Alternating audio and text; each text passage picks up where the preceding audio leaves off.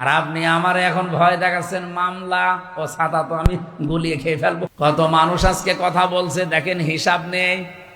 কত মন্ত্রী আজ কথা বলছে, তেল দিতে পারে না, একটু সরি বলবে না, আচ্ছা হেঁটে চলাফেরা করতে পারেন না, শরীর ভালো থাকবে।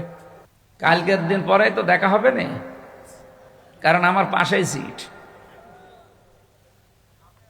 ওই সামনে তাকালে দেখা হবে।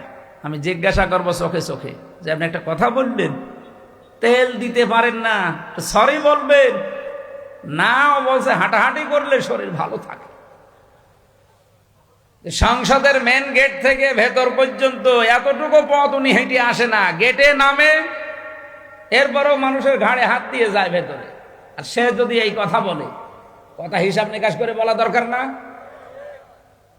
গতকালকে একজন এক কথা বলে, অলরেডি সারা দেশে এখন 92% মুসলমানের কলিজায় অন্তত রক্তক্ষরণ হচ্ছে, যদিও মুসলমান দাবি করে থাকে।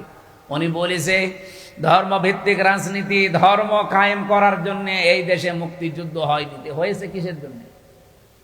ধর্ম যদি না থাকে দেশে, শুধু ইসলাম ধর্ম বলছি না, প্রত্যেকটা ধর্ম, কোন ধর্ম খারাপ কিছু করতে বলে না। ধর্ম যদি না থাকে আপনি কিভাবে থাকবেন, কোন পরিচয়ে থাকবেন বলেন? সুতরাং কথা যারা বলবেন হিসাব করে বলবেন।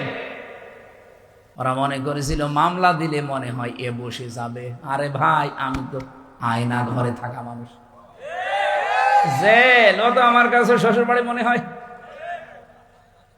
আয়না ঘরে থেকে আমি ফাঁসির কন্ডেম সেলের ভেতরে ছিলাম 3 বছর, খেয়ে না খেয়ে আমি ঝুলেছিলাম প্রায় 11 ঘন্টা, মাথা নিচের দিকে পা উপরের দিকে দিয়ে। আমার ভাইরা, আমি যে সিদ্ধান্ত নিয়েছিলাম এগুলো আমি পালন করবো, এই কারণ আমি কোরআনে কারিম থেকে এটা জানি, দুনিয়ার সবাই যদি আমার শত্রু হয়ে যায়, আমি যে বুক বড় করেছি, বুক মানে এ বড় বুক এইটার বলে না, এ বুকের ভেতরে আল্লাহ যে সৎ সাহস দিয়েছে, আমার কুষ্টিয়ার যারা দায়িত্বে আছে এরা কেন সারা পৃথিবী আমার বিরুদ্ধে চলে গেলেও ডন্ট কেয়ার, কিছু মনে করি না।